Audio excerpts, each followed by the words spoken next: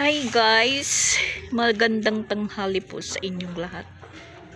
Welcome back sa YouTube channel namin ni Papa Bitsayan. For today's video, nandito po kami sa isang subdivision. At ayan, kasama ko yung dalawang kiddos. Nandoon si Sia. At saka, nandito si Ronald at Christian. Yan. Nagtatiles po sila, nagtatiles. Nahabang po kami naman ng mga bata is nandito sa labas. Maglilinis po tayo. Linis po tayo dito guys sa harapan. Sa harapan ng house. Yan. Sa katunayan po, yung pagpunta namin dito is naglilinis at saka nagtatiles. Umpisan muna natin yung paglinis. Yan, maraming tubak. Tanggalan natin yung mga tanong-tanong na. Oo, lagi. Bubunutin natin yan para malinis. Dito biya po lang, mali. Agay, oo, maraming langgam. Yan, bilisan lang natin, bilisan. Aray. Pumapasok na sa ano. Okay. Mapasok na sa pantalon. Iwan pag siniliga kay nagsasarang itubak. Pag siniliga. Bunlutan banwa bunlot para makuha. Saka na magwalis. Langgam yung minawalis mo, langgam.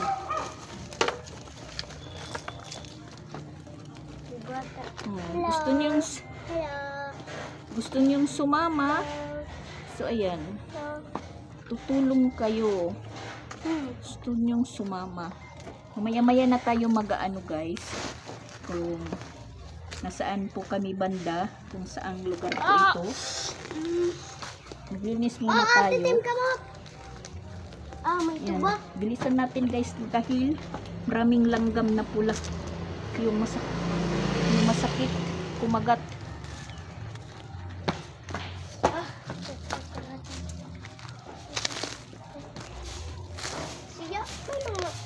Wala kaming dalang pangbunot.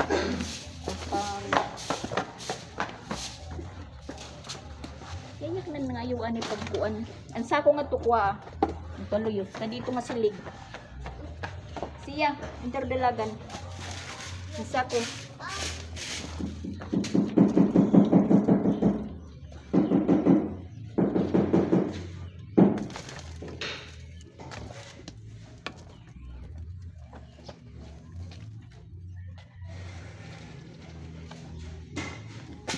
Dili. Nadalugin ako kalat berdiri.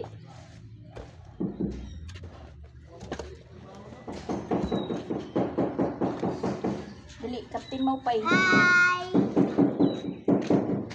Dali. Saka nga di saka.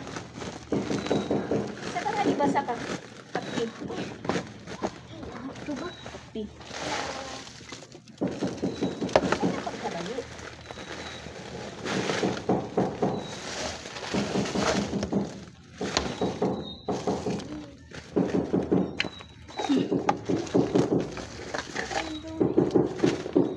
Ito na ubos. Okay. Maraming langgam.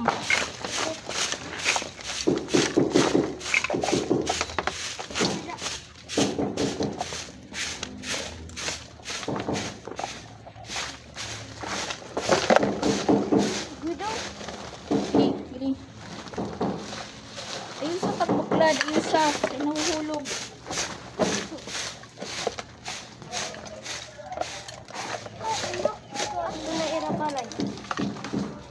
Kuanat. Sige.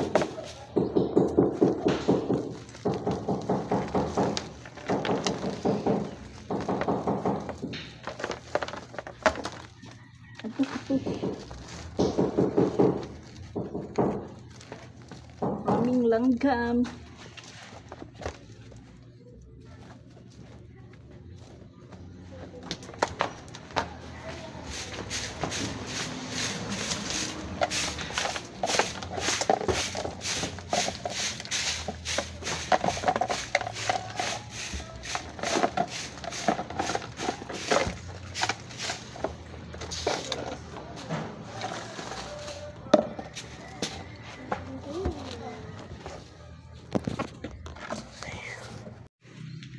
Ayan po yung lilinisin natin dito banda.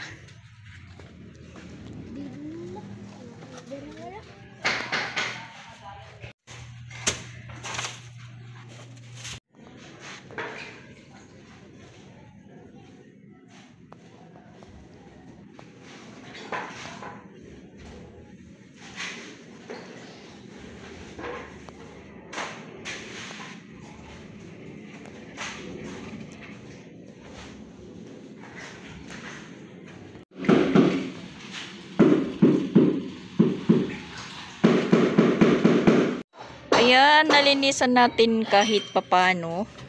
Kahit kamay lang po yung gamit natin. Ayan po yung kamay natin, yung kuko.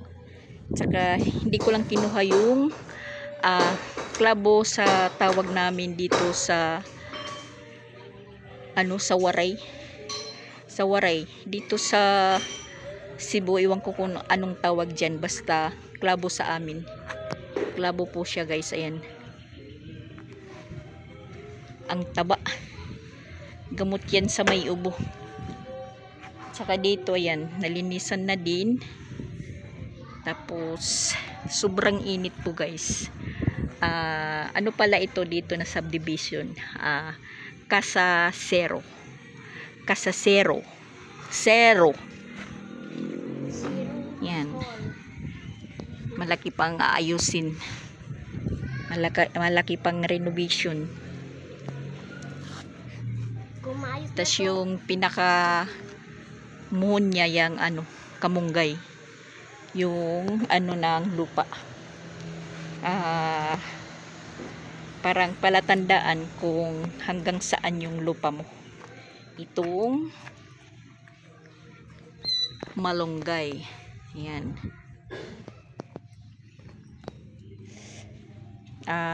Sa susunod na pagbalik na namin yan itatapon. Siguro hindi pwede dito yung magsunog kasi subdivision. Hindi ko pa alam kung saan po pa ilalabog. Lalabog. Itatapon yung basura natin, pero nagdala lang po ako ng sako para alagyan ng binunot kong mga damo. Tsaka maraming lamgam guys. Pinagpapapak tayo.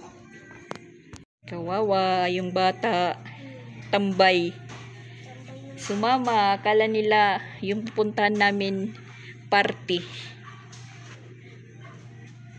Dinalan ko lang sila ng bisan dahil maabog pa dito.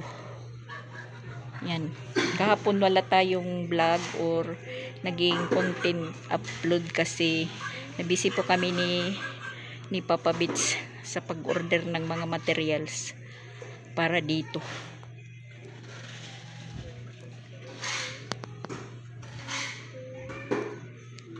Yung manager namin is nandoon.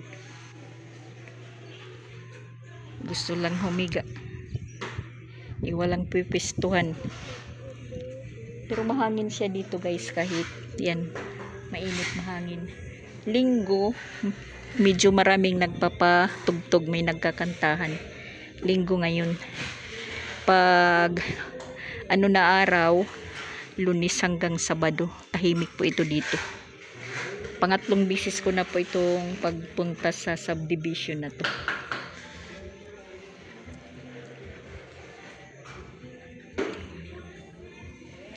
Hanggang doon lang yan, paikot. Meron palang doon sa banda doon na nagtitinda ng ulam. Tapos meron din po ditong tindahan. Dito tindahan. Akala ko yung tindahan dito is nandoon lang sa baba. Paglabas ng gate, tindahan na po. Malapit lang po dito sa gate. Yan, may pumapasok. Lapit lang ang gate.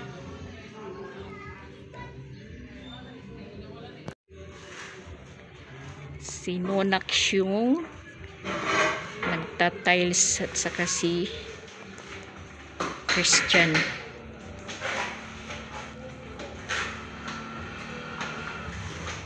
Binabasa pala yung tiles bago ilapat dyan.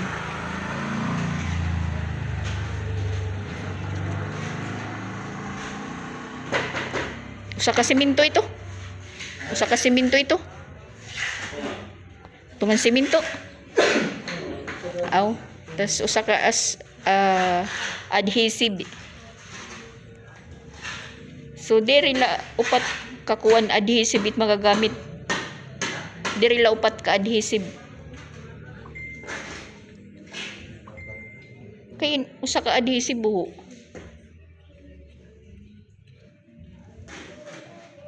Ano? Ha? Pera?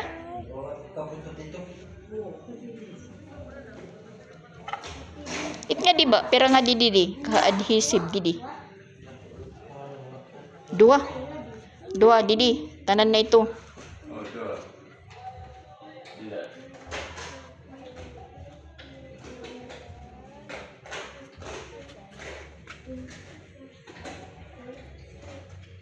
Hi guys, good morning. Welcome back sa YouTube channel namin ni Papa Beats. Kumusta po ang lahat? 2 araw po tayong walang upload kasi na-busy po tayo. At ngayon naman Lunes, syempre busy pa rin. At saka nakalis na yung mga estudyante pa lang. At ngayon naman harapin na naman natin yung yan, tingnan nyo. Bukid na po yung labahan ko. Magang-maga pa tayo na humihingal. Kasi ayan, nag-ano na po tayo ng tubig. Nag-ipon na tayo. Naghakot na po tayo ng tubig mula doon na si Papa Beats naman is nandun na hinahatid si Sansan. Tas yung 2 bata naman is yung papa nila yung naghatid. Na si Ronald is kung naliligo. Ayan, parang hinahabol natin yung hininga. Exercise tayo po na maagang-maaga pa. Saka yan, nakapuno na po tayo ng tubig sa drum. Patayin na natin na yun. 2 araw nga tayo walang upload dahil nabibisi po tayo. Focus po kami sa ginagawa namin. Naiilang po akong mag-vlog doon dahil nahihiya pa ako. So ayan, isasagregate ko muna yung labahan natin. Sobrang bukid na po yan. Ayan. Lampas na sa namin sa bintana. Pero magpapahinga muna ako dahil syempre magkakape muna tayo. Meron lang po akong ikikwento sa inyo. Kasi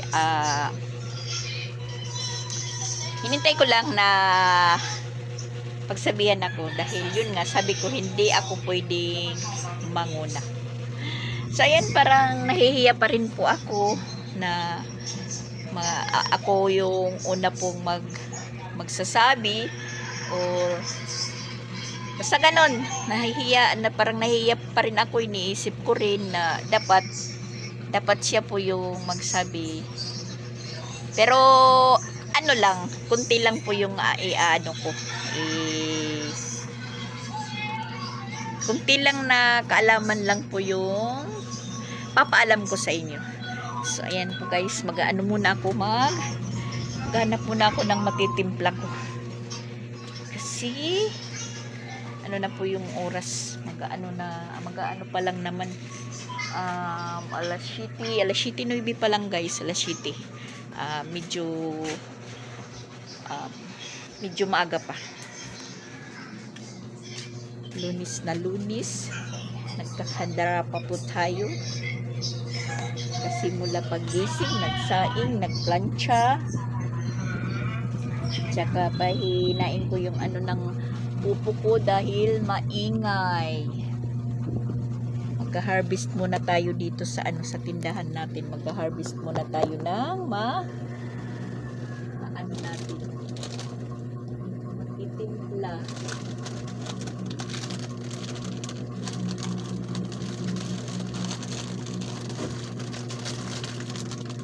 Dalawang araw po nawala tayo dito sa bahay dahil may po kami. Yung nga sabi ko, nakwento ko na din na may putos po sa amin o sa akin si Jing.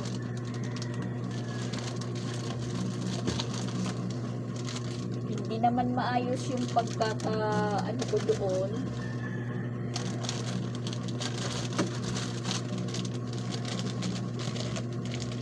kaka-vlog kasi nahiya pa ako doon sa mga kapitbahay. Baka bawal baka bawal yung video doon. Pero pag ano na tayo doon, masanay na, baka siguro. At saka magkaroon na po tayo doon ng kaibigan. Bagong kaibigan.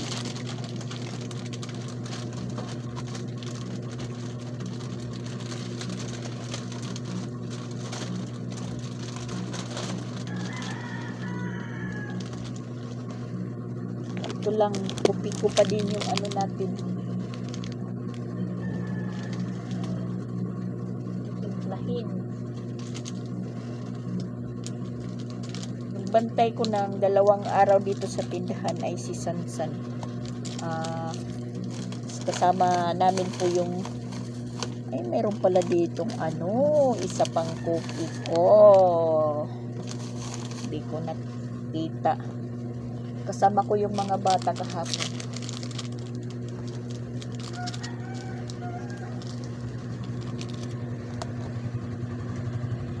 Na hindi pa po kami tapos kung ano po yung pinagkakabisihan po namin sa linggo.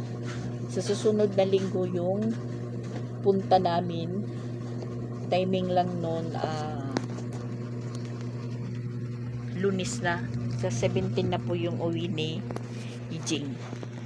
Pag natingnan niya, masaya po siya. Kape muna tayo guys, kape. Tas ayan si Papa Bits, nag-aalmusal na. Ako kape lang muna. Ayan. Kami na lang dalawa, yun na. Kalis na din po yung trabaho. Kain tayo. Guys. Kain daw. Kasi may lakad tayo mamaya. Ako to ka na kon? Lunes. Punta pala siya ng RHU.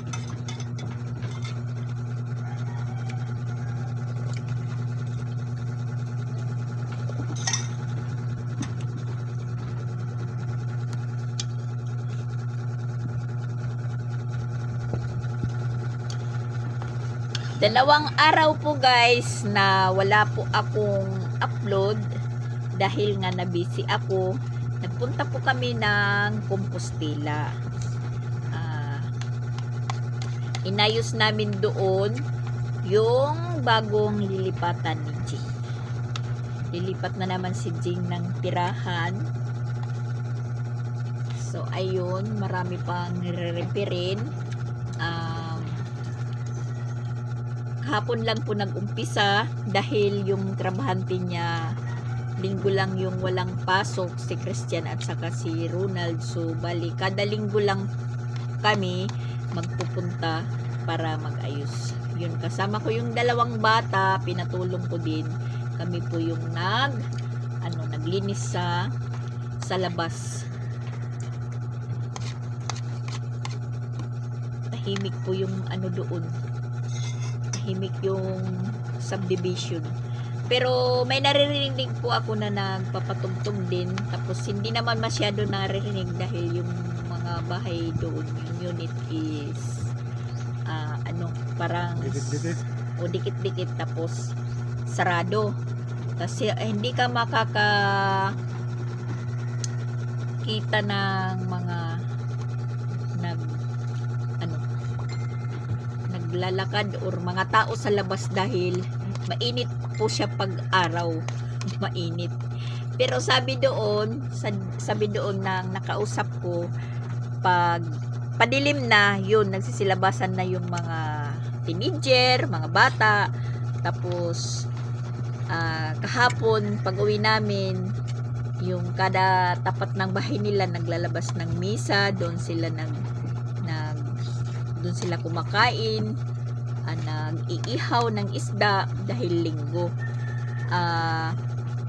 Nung ako lang pa nagpupunta doon, napapansin ko po pag tulad araw ng Lunes or basta may araw ng may trabaho, napapansin ko po yung mga unit doon na yung mga bill nila ng ilaw at saka tubig is nandyan nakadikit lang sa mga ano nila, mga gate, or yung iba may mailbox doon.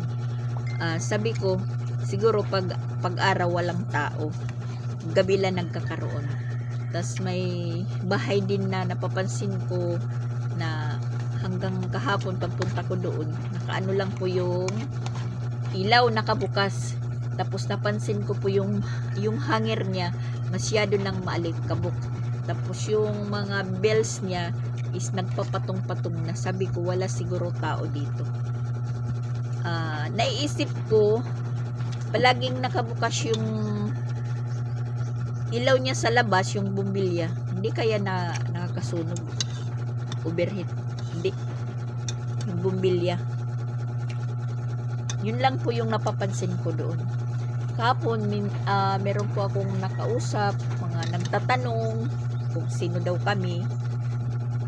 Pero bago po kami mapunta doon, meron na po sa amin nag-briefing na dapat ganito yung gawin. Pero hindi naman ganun na syempre briefing tayo dahil baguhan pa lang. Yun. Alas 11 na guys, katatapos ko lang po maglaba. Kasi ayan, nakaligo na tayo. Tapos maghahanda na sana ako ng pagkain ni Christine. Maglalagay ng kanin dito sa baunan. Agoy, maraming langgam guys. Kaya ayan, bibilhan ko na lang po siya ng kanin doon sa skulahan. Alas 11 na. Nakakapagod din maghabol ng oras. Suklay muna tayo.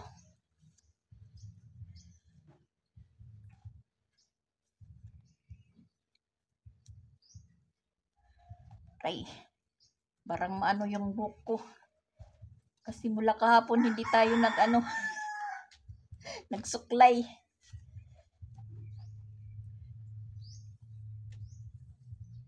Parang nahihirapan na din po akong magsuklay ng buhok ko kasi mahaba na. Pero hindi ko yan papaputulan. Bahala na yan na buhok.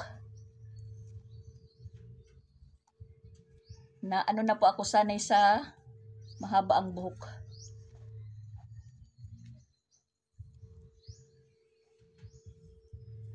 Siguro labas na nila ngayon. Nasa labas na si Sia. Pero maghihintay lang yun. Hindi naman po as in tapos na po ako. Meron pa akong ihahanger. Last na dryer ko. Yung hinubad ko at saka yung ni Ronald doon sa loob na tingnan ko mayroon pang 2 t-shirt. Kaya sinama ko na lang. Mamaya na yan pag balik ko.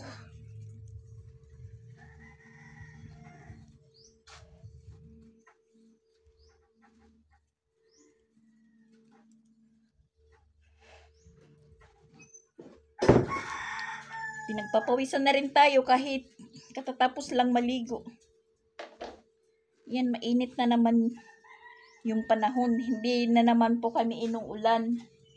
Sana ulanin kami kahit 2 araw lang. Para tuloy-tuloy po yung source ng tubig namin. Mabuti pa dun sa Tacloban, kala Mama Pix. Kahapon ng tanghali, malakas yung ulan. Naiinggit ako sa ulan. Naiinggit ako ng ulan pag mayroon po ako, pag umulan doon sa Tacloban, kila Mama Pix, inuulan sila ng malakas, parang naiinggit ako.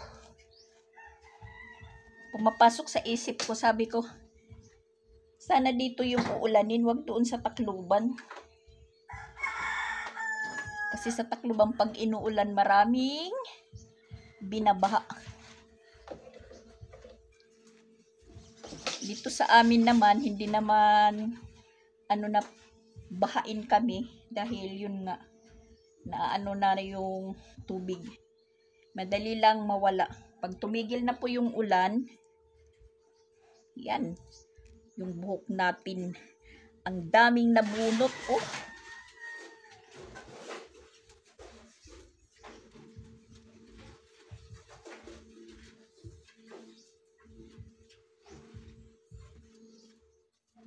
Pagbalik natin, marami pa tayong gagawin. Yung trapal namin yan, tingnan nyo, napunit na. Kasi sabi ni Sansan kahapon, merong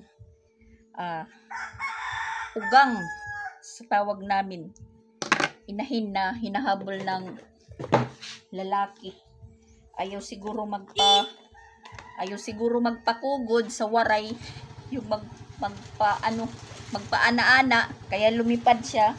Tapos diyan siya dumapo sa trapal namin. Ayan. Malaking butas tuloy, pati yung dito sa likod. At tinanggal ko na yung kalahati. Pero mayroon naman po akong ipapalit. Maya na yung mga bandang hapon pag hindi na mainit. Yung inuna ko lang muna yung labahan ko kasi 2 araw na yun hindi tayo nakaglaba. Sabado Domingo kasi nandun ako sa Compostela. So ayan guys, nakaporma na po tayo. So aalis na tayo.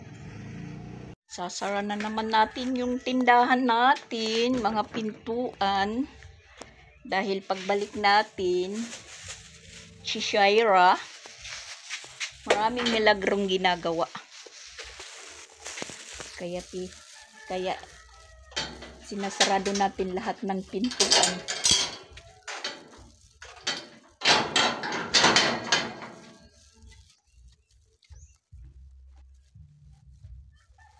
Sarado na naman tayo, sarado. Sarabukas.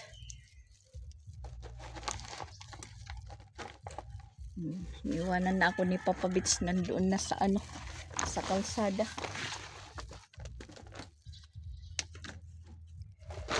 Pwede naman tayong hindi sumama. Kaso lang si Papa Bits, pag siya lang maalis, nasisira po yung mukha. Kaya ayan, sama na lang po tayo.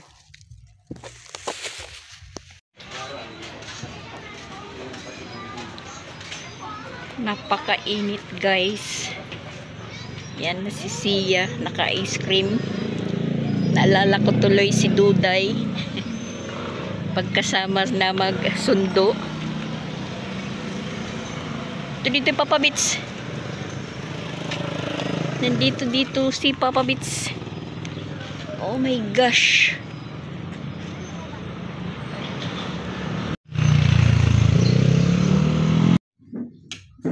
Nanghalian muna tayo guys. Ayan yung kanin namin. Linanggam. Kaninang umaga ko pa naman lang ito niluto. Ba't linanggam?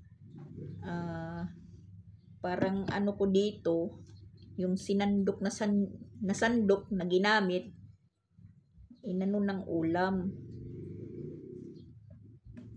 Isinandok rin. Kaya ayan. Sinasiya.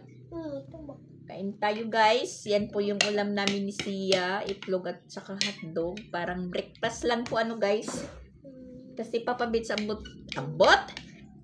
Nakakagwaray talaga tayo. Iwan ko kung kakain pa po siya. Kakain ako dahil yun nga, katatapos lang natin maglaba. Pagsundo natin katatapos lang. Tapos yun, hinanger ko na yung natitira kong drinayer. Tapos hotdog na lang po yung binili kong ulam para sana kay Sia. So parang nakaramdam naman tayo ng gutom. Sumabay na lang po ako. Nagdagan ko na lang ng itlog magluto. Meron naman po akong lutuin dyan na isda. Natatamad pa akong magluto para mamayang gabi na lang.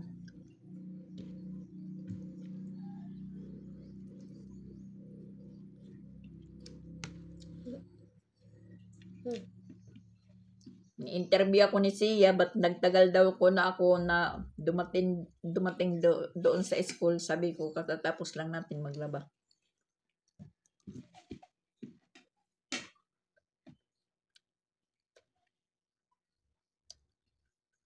Tinambakan kasi ninyo ako ng labahan, kaya ganon.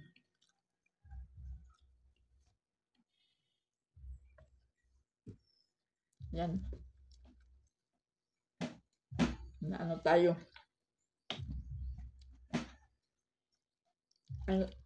Ano sa Tagalog yung sinisiklo, guys?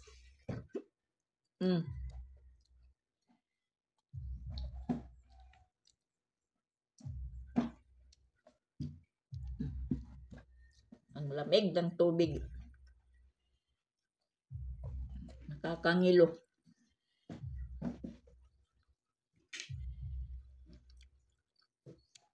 Nagdiretso naman po kami sa sa barangay.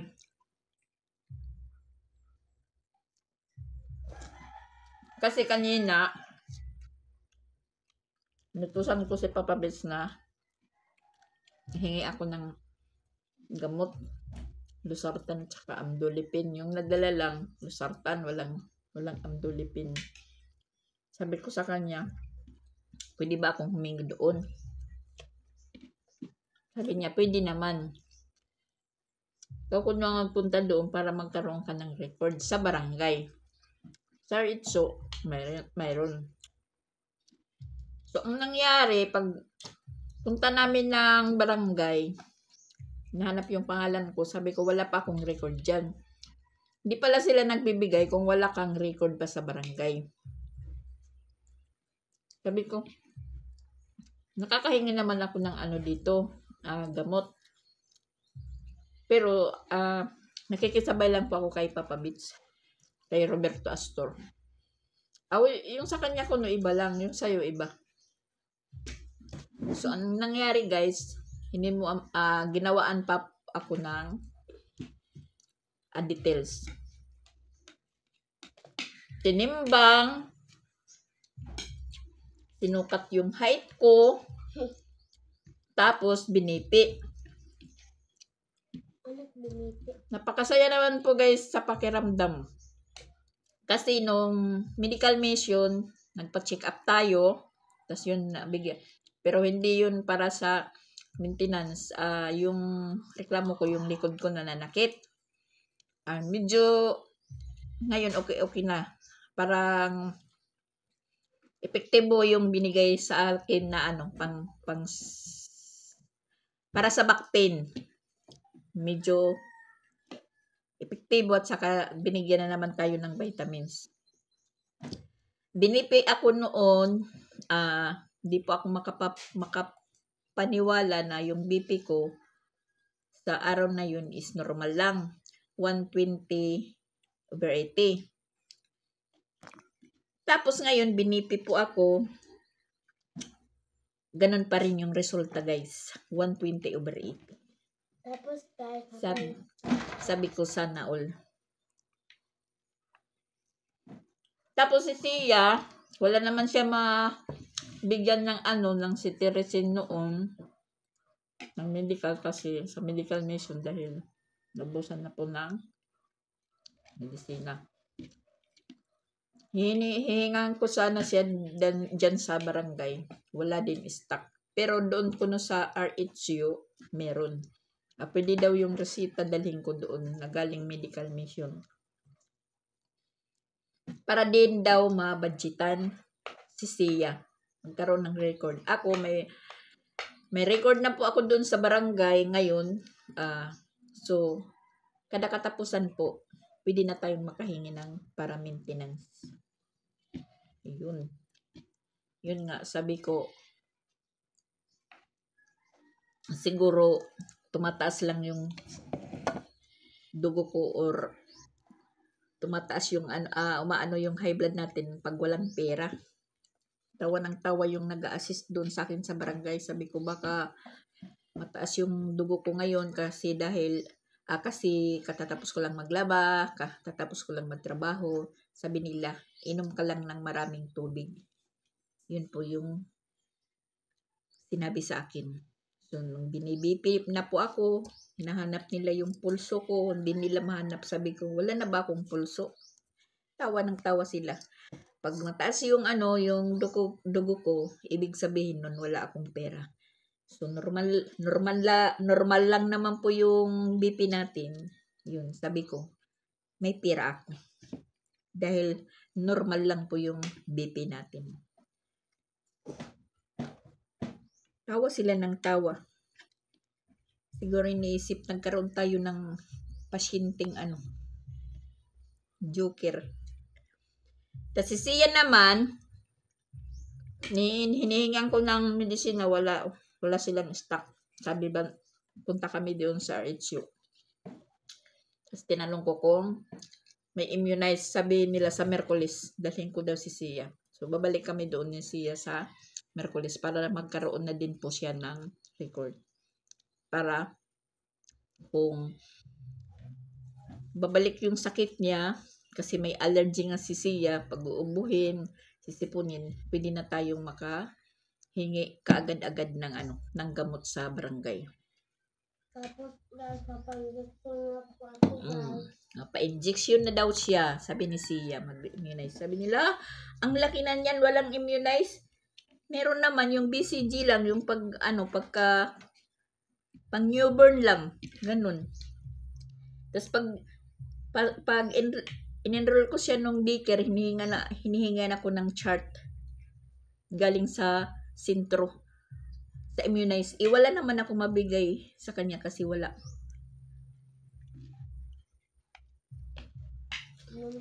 Walang nagdadala kasi noon. Nung panahong baby pa si Sia, walang nagdadala sa center.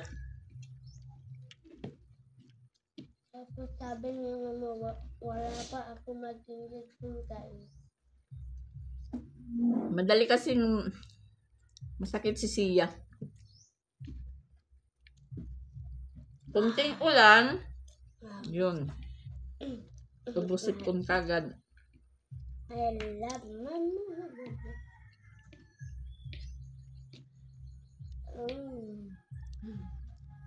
Na masasabi ko talaga mabuti yung nila dito sa barangay. Yung proseso nila sa mga basta mabuti yung serbisyo nila dito sa barangay para sa tao. Hindi ka pinahihirapan. Ganun na lang yung comment ko.